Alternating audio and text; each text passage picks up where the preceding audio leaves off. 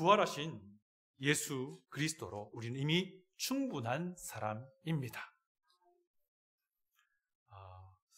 제 고향 대구에는요, 서문시장이라는 굉장히 큰 재래시장이 있습니다. 아마 한 번쯤은 들어보셨을 것 같습니다.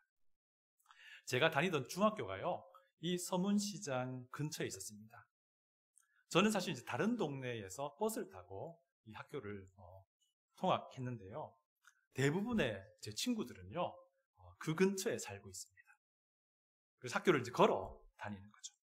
그러다 보니까 친구들이 대부분이 이 서문시장을 지나치게 돼요. 지나쳐서 혹은 가로질러서 학교를 오게 됩니다. 또 친구들의 부모님들 대부분이요, 그 서문시장에서 장사하시는 상인들이셨어요. 그래서요, 우리 학교에서 굉장히 독특한 점이 하나 있었습니다. 학교에서 소풍을 가잖아요. 그러면 장기자랑 이런 거 하잖아요. 그러면 항상 빠지지 않는 장기자랑이 뭐냐면 시장 상인들 흉내내는 거예요. 골라 골라 골라 이런 걸 흉내내는 거예요.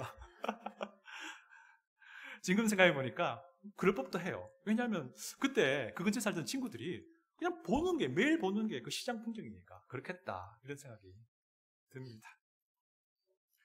여러분, 사람은요, 무엇에 노출되느냐에 따라서 그의 생각이든 말이든 행동이든 습관이 형성이 됩니다. 그리고 그렇게 결정이 되겠죠.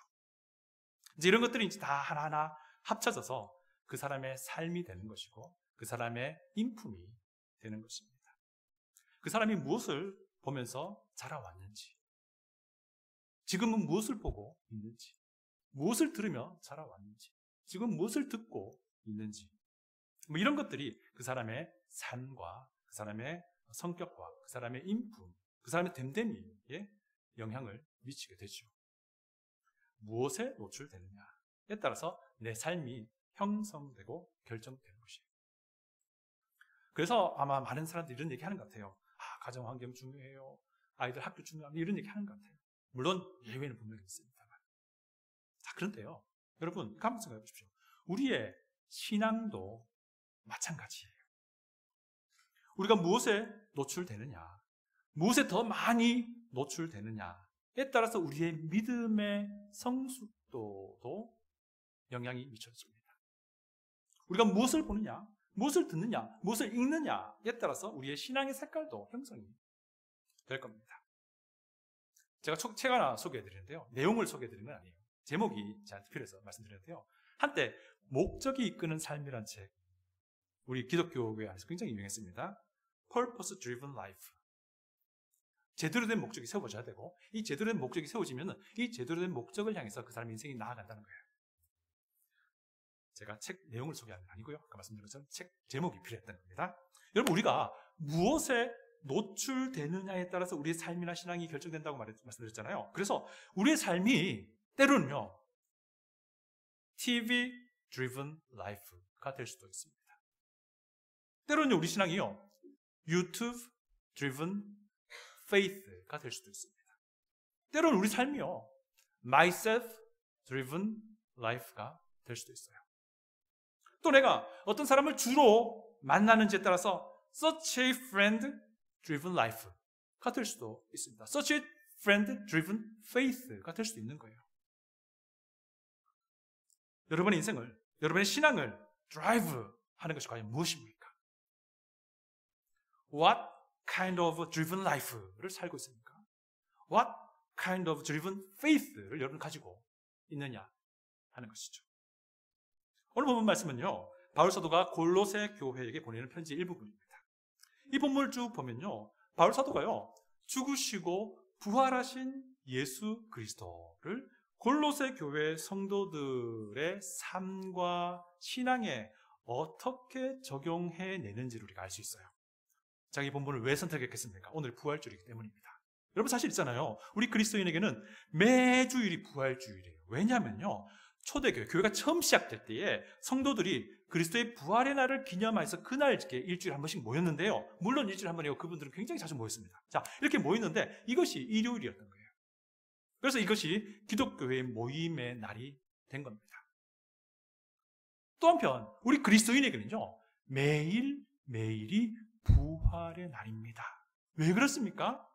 우리 그리스도인이라 하면요, 그리스도인은 예수 그리스도와 함께 죽었고요, 예수 그리스도와 함께 장사되었고요, 예수 그리스도와 함께 다시 살아났기 때문입니다. 그리고 지금은 새로운 생명으로 살고 있기 때문에, 부활한 새로운 생명으로 살고 있기 때문에, 그래서 매일매일이 우리 그리스도인에게는 부활의 날입니다.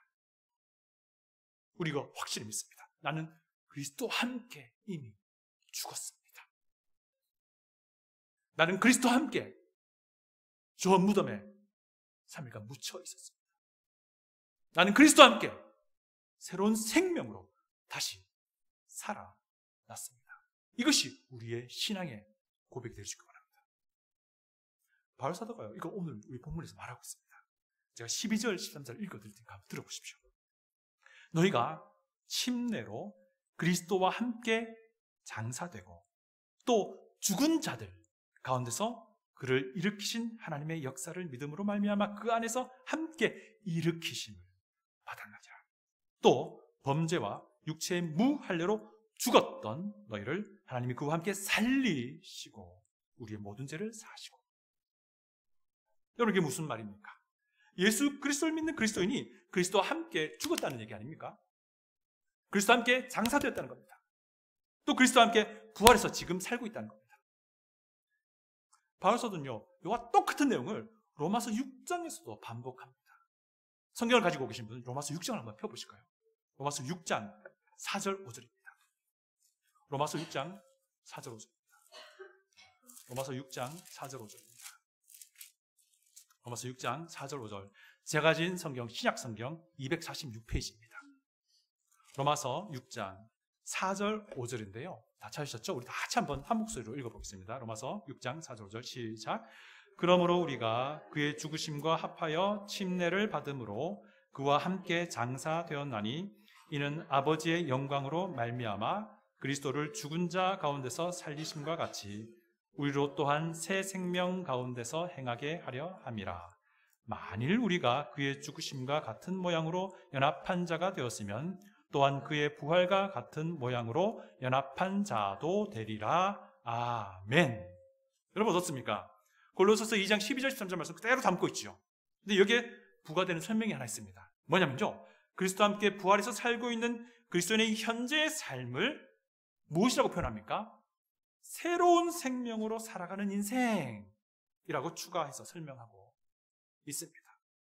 바울 사도는요, 이 새 생명으로 살아가는 그리스도의 삶을 갈라디아서에서는 이렇게 또 설명합니다. 제가 그냥 읽어드리겠습니다. 보십시오. 갈라디아서 2장 20절 상반절입니다. 내가 그리스도와 함께 십자가에 못 박혔나니 그런즉 이제는 내가 사는 것이 아니요 오직 내 안에 그리스도께서 사신 것이라.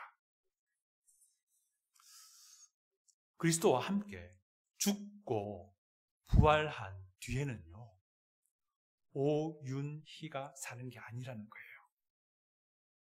오윤희라는 몸, 그 껍질에 그리스도의 생명이라는 본질이 들어왔다는 겁니다. 그래서 이제는 오윤희가 사는 것이 아니고 그리스도께서 사는 것이라는 거예요. 오윤희는 이제 없어진 겁니다. 그저 Christ driven 오윤희만 있다는 것입니다. Christ driven 오윤희만 있다는 거예요. 우리 자기 이름 넣어서 한번 말해볼까요? Christ driven 오윤희. 이것만 있다는 거예요. 이 Christ driven life가 그리스도인이 살아가는 삶의 모습이라는 겁니다. 여러분, 우리가 이런 삶을 진짜 살아갈 수 있다면요, 우리의 신앙은 날로 자라게 됩니다. Christ driven faith, Christ driven life. 우리가 이런 삶을 살아야 되지 않겠습니까? 왜 그렇습니까? 이런 삶이 진짜로 아름다운 겁니다. 이런 삶이 진짜로 고귀한 것입니다. 여러분, 그리스도의 생명으로 살아가는 이 삶이 이렇게 아름다운 것인지, 이렇게 고귀한 것인지 우리가 지금 알고 있다면요, 오늘 제가 더 이상 설교 안 해도 됩니다. 안 해도 돼요. 왜? 이거 진짜 알면요, 우리의 삶은 바뀌어 나가게 될 것이기 때문입니다. 이거 진짜 우리가 믿음으로 가지고 있다면요, 내 신앙은, 내 믿음은 날로 성숙해질 것이고 자라나게 될 것이기 때문입니다. 어떡할까요? 여기서 그만할까요? 여러분, 혹시 이 아름다움이라는 거, 이 고귀함이라는 거 혹시 난 좀 잘 모르겠어요 하는 분 계십니까? 그렇다면요, 주위의 믿음의 사람들에게 솔직하게 알려주세요. 저에게도 솔직하게 알려주세요. 이거 괜찮습니다. 이거 부끄러운 게 아니고요, 여러분이 새 생명을 알기 위한 첫 걸음이 될 겁니다. 저와 생수교회가 하나님의 말씀으로 도와드리겠습니다. 저와 생수교회가 여러분의 그 영혼의 문제를, 여러분의 새 생명이 무엇인지 알 수 있도록, 얻을 수 있도록 기도해드리겠습니다. 오늘 우리가 본문 8절부터 15절을 읽었잖아요. 여러분 그 아세요?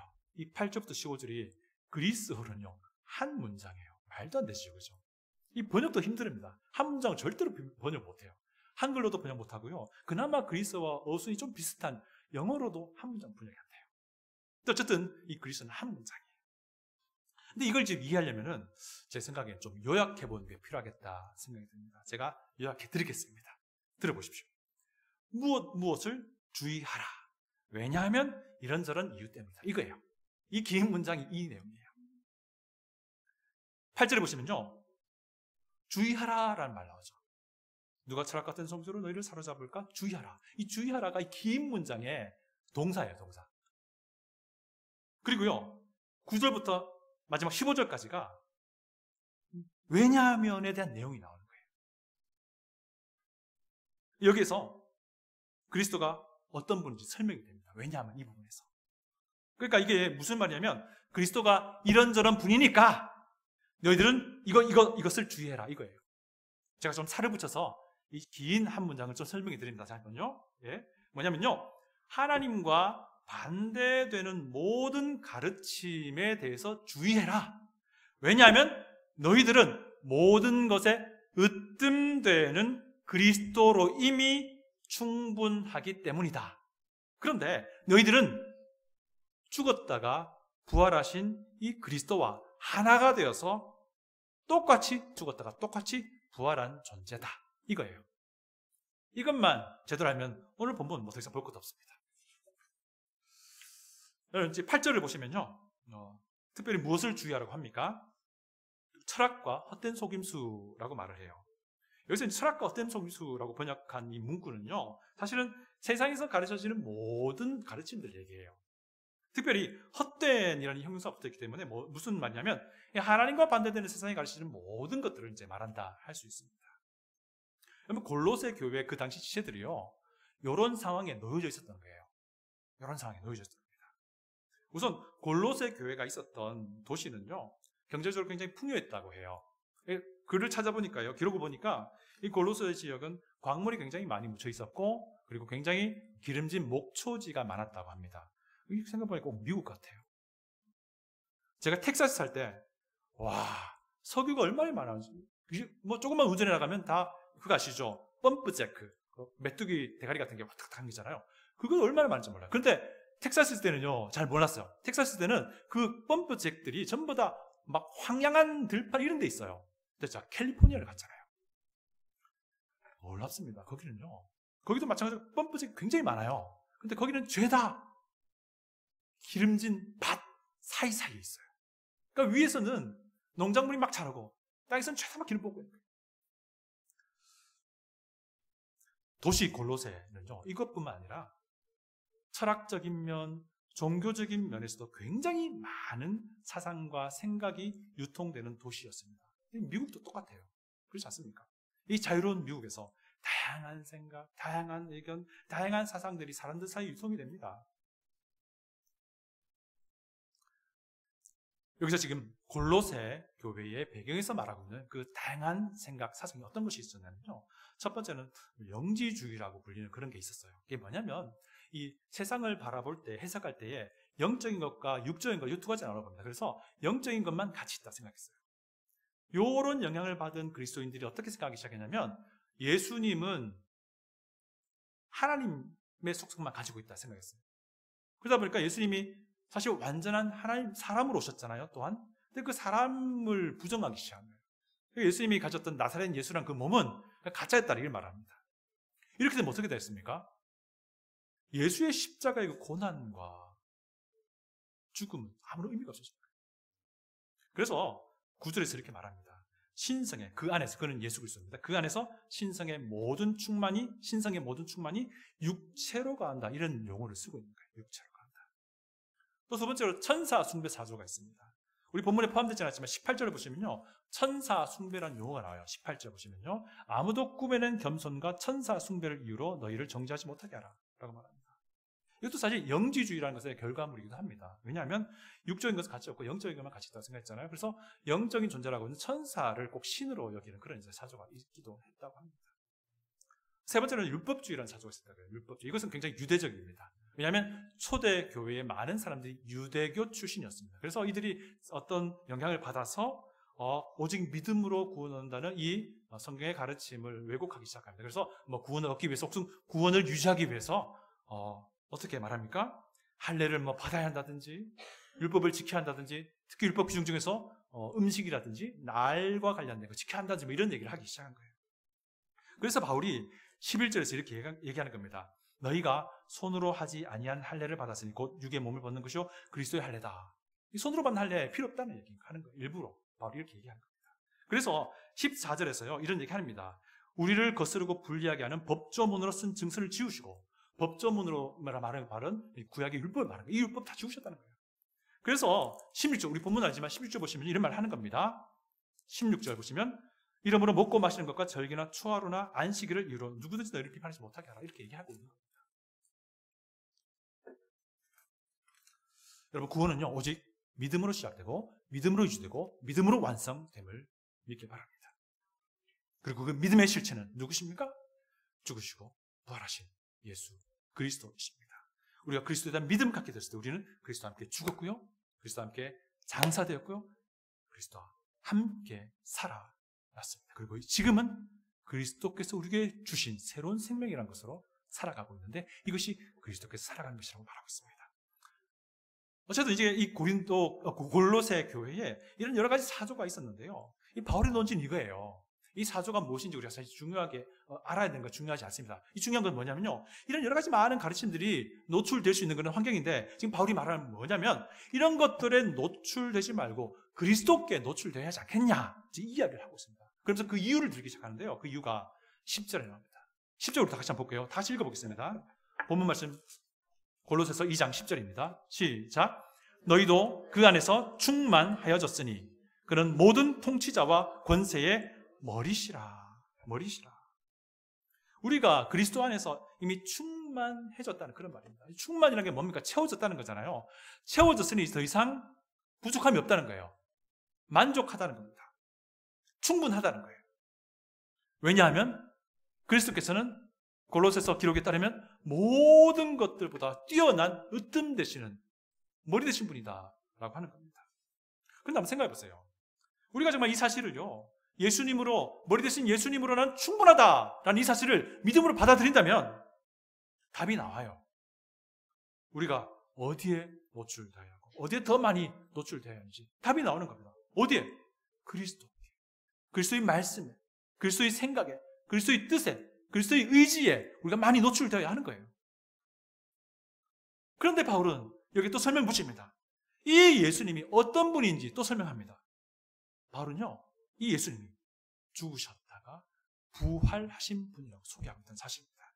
우리 아까 읽었지만 다 같이 12절, 13절을 읽어봅니다. 성경을 가지고 있으시면 찾아보시고요. 골로새서 2장 12절, 13절 다 같이 읽어봅니다. 시작. 너희가 침례로 그리스도와 함께 장사되고 또 죽은 자들 가운데서 그를 일으키신 하나님의 역사를 믿음으로 말미암아 그 안에서 함께 일으키심을 받았느니라. 또 범죄와 육체의 무할례로 죽었던 너희를 하나님이 그와 함께 살리시고 우리의 모든 죄를 사하시고. 아멘.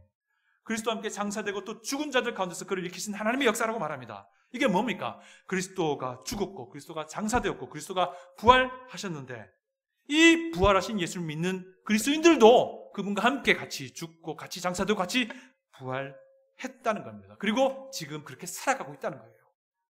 이 로마서 6장은 이것을 뭐라고 말한다고 말했습니까? 지금 내가 살고 있는 삶은 새 생명이란 것으로 살아가는 것이라고 말하고 있어요. 갈라디아서 2장에 따르면 이것은 나는 사라지고 그리스도가 내 안에서, 그리스도만이 내 안에서 사는 것, 이것이 새 생명으로 사는 것이다 라고 말합니다. 나라는 정체성은 사라지고 그리스도라는 정체성이 내 안에 있는 것이 새 생명으로 사는 것이다 라고 말하고 있어요. 그런데 내 안에 사시는 그리스도께서 나에게 이미 충분한 분이라는 겁니다. 내 안에 사시는 그리스도께서 왜? 이 세상에서 가장 으뜸되는 분이시기 때문입니다. 그런데 이분이 어떤 분이라고요? 십자가에 달려 죽으셨다가 다시 살아나신 분이라고 말하는 것입니다. 그래서 나는요, 부활하신 그리스도와 하나가 된 거예요.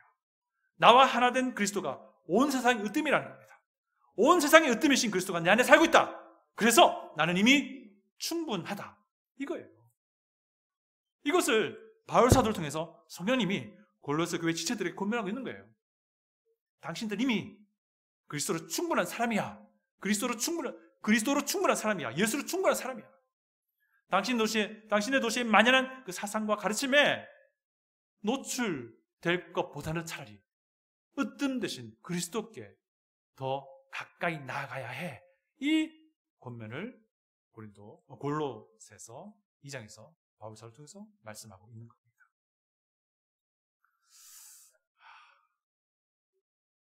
이런 상황에서요, 저는 목회자로서 여러분들이 이렇게 권면을 드리길 원합니다. 자, 그러면 질문이 생깁니다. 세상에 여러 가지 가르침들이 있잖아요. 사상들도 있고, 뭐 종교도 있고, 심리도 있고, 뭐 철학도 있고, 인문학도 있고, 굉장히 많습니다. 예술도 있고 많아요. 그러면 이런 것들에 완전히 단절하여 사는 것이 그러면 부활하신 그리스도와 하나 되어 사는 것입니까? 그건 아닙니다. 만약에 하나님께서 그렇게 하길 원하셨다면 우리를 구원하신 즉시로 바로 하늘로 데려가셨을 거예요. 그런데 그렇게 하지 않으셨습니다. 하나님 우리를 여기 남겨두시고 지금 우리가 이 땅에 여러 많은 것들에 노출되어 살아가고 있습니다. 그리고 골로새 교회의 지체들이 경험했던 것처럼 지금 우리는 미국 사회에서 또 미국 이민 사회에서 여러 가지 많은 것들에 노출되어 살아가고 있잖아요. 그래서 저는 목회자로서 이런 권면을 드립니다. 세상에 여러 가지 가르침들, 여러 가지 많은 생각들, 여러 가지 많은 것들에 노출되는 것을 꺼려하지는 마십시오. 하지만 그것 이상으로 예수께 의도적으로 노출되십시오. 여러분, 세상을 알기 위해서 최대한 많은 노력을 하십시오. 하지만 그것 이상으로 예수님을 알기 위해 의도적으로 노력하십시오. 다양한 사람들을 최대한 많이 만나십시오. 하지만 그것 이상으로 예수 그리스도를 여러분의 삶 가운데 만나시길 바랍니다. 최대한 많은 소리에 귀도 기울이십시오. 하지만 그것 이상으로 예수 그리스도의 말씀에도 귀를 기울이십시오. 왜냐하면요, 우리가 무엇에 노출되느냐, 우리가 얼마나 많이 노출되느냐에 따라서 우리의 삶과 우리의 신앙이 형성되어 나가기 때문입니다. 왜냐하면 우리 구주 되신 부활하신 예수 그리스도가 이 세상에 그 어떤 것보다 더 으뜸되는 분이시고 이분이 이미 나에겐 충분한 분이기 때문입니다. 부활하신 예수로 충분한 사람은 Christ driven life를 살게 될 것입니다. 다 같이 기도하겠습니다.